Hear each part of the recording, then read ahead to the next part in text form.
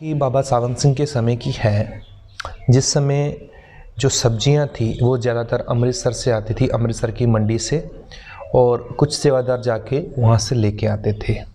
गुरु प्यारे सत्संग जी, राधा स्वामी गुरुकर चरण में आपका स्वागत है।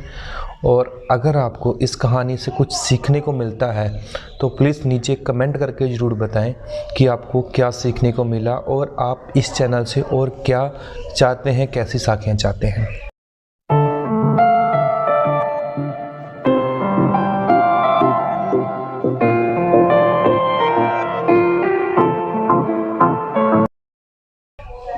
तो उस समय क्या था, जो वाया ट्रेन सेवादार जाते थे, 4-5 सेवादार जाते थे और कुछ सब्जियां वहाँ से जितनी ज़रूरत होती थी वो लेके आ जाते थे। उनके पास एक लिस्ट रहती थी क्या क्या लेना है। तो एक बार जो भंडारा था वहाँ पे, तो संगत ज़्यादा आनी थी, तो वो सेवादार चले गए सब्जियां लेने के लिए। तो जैसे वो सब्जियां लेने के लिए जाते हैं वहाँ, तो सब्जियां उन्होंने ख़रीद ली। 4 या 5 सेवादार वहाँ से गए थे और उनमें से एक सेवादार जो था वो अमृतसर का ही था और वो भी वहीं से सेवा करता था और ज़्यादातर वो अपने घर ही रुक जाता था, जहाँ तो सब्जियां बेच के, या तो वो साथ में भी जाता था सेवा के लिए। तो क्या हुआ, सब्जियां खरीदी।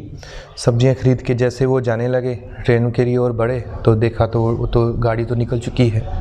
अभी उन्होंने क्या फ़ैसला किया, आज जो भाई अमृतसर के हैं उनके घर में ही रुक जाते हैं। तो उनके घर में रुक गए, रात वहाँ गुजारी उन्होंने। और जब रात का समय हुआ, खाने का टाइम हुआ, तो वो सेवादार खाना लेके आया। गरीब था बेचारा, बहुत गरीब था। तो खाना लेके आता है तो खाने में थोड़ा नमक कम था। तो एक व्यक्ति ने बोला कि थोड़ा सा नमक दीजिए, नमक थोड़ा कम है। तो उन्होंने देखा तो नमक तो है ही नहीं। तो फिर उन्होंने सोचा कि मैं नमक लेके आता हूँ तो पैसे भी नहीं है। तो उन्होंने साफ बोल दिया कि मेरे पास तो अभी पैसे भी नहीं है और नमक ख़त्म है, आप ऐसे गुजारा कीजिए। तो उन्होंने बोला कोई बात नहीं, हम ऐसे खा लेंगे। तो उन्होंने भोजन छका और सो गए। सुबह उठे और निकल गए ब्यास की ओर।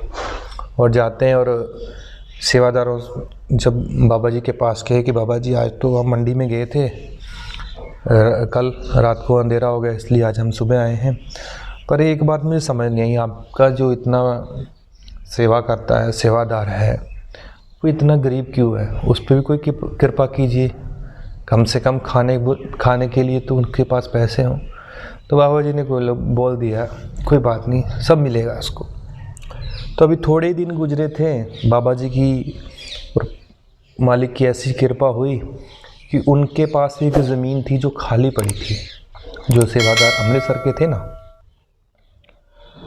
तो उनके घर के पास से ना एक बाईपास निकला। सरकार ने अप्रूव किया कि वहाँ से सड़क निकलेगी।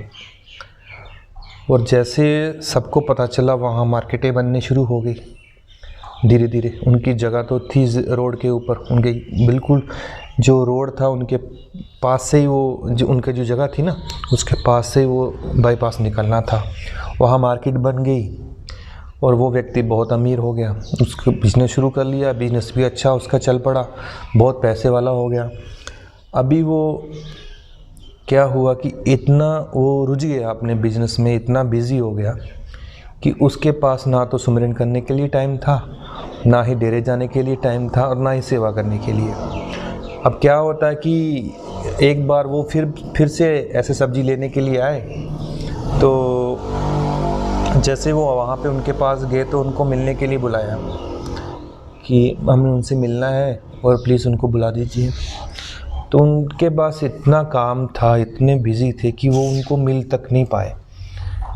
तो बाबा जी के पास वो वापस आते हैं और बोलते, बाबा जी एक नमक के लिए बोला था आपने, उन पर इतनी दया कर दी कि उनके पास तो हमसे मिलने के लिए समय भी नहीं बचा। तो बाबा जी ने बोला, बेटा ऐसा ही होता है, जब हमको मालिक हमसे जो चाहिए होता है ना, जो हमारी ज़रूरतें होती हैं, जब हम पूरी हो जाती हैं ना, तो कुछ व्यक्ति ना उस मालिक को भी भूल जाते हैं और सुमिरन करना भी भूल जाते हैं। इतने बिज़ी हो जाते हैं कि उनके पास समय ही नहीं रहता भगवान का नाम लेने का, या नाम जपने का, या ध्यान लगाने का। तो उनका तो हुक्म यही है, आप चाहे अपने घर में रहें, चाहे आप अपने बिजनेस में रहें, चाहे आप सेवा के लिए आ पाएँ या ना आ पाएँ, बट ध्यान लगाने के लिए और सुमिरन के लिए समय ज़रूर निकालें। सेवा के लिए भी निकालना ज़रूरी है, बट जितना हो सके आप सुमिरन और ध्यान ज़रूर लगाएं। तो देखिए, वो व्यक्ति इतना बिज़ी हो गया था कि उनके पास बाबा जी के दर्शनों के लिए भी टाइम नहीं था। उनके दर्शनों के लिए भी नहीं चाहता था। अगर उनके सेवादार कभी उनको मिलने के लिए आते तो उनसे मिलने के लिए भी उनके पास टाइम नहीं था। तो आपको इस साखी से क्या सीखने को मिला, आप नीचे कमेंट ज़रूर कीजिए और इस साखी को ज़्यादा से ज़्यादा शेयर ज़रूर करें ताकि दूसरे लोग भी कुछ ना कुछ सीख सकें। इन्हीं शब्दों के साथ आगे चाहूँगा। राधा स्वामी। गुरु प्यारी साध संगत जी, राधा स्वामी।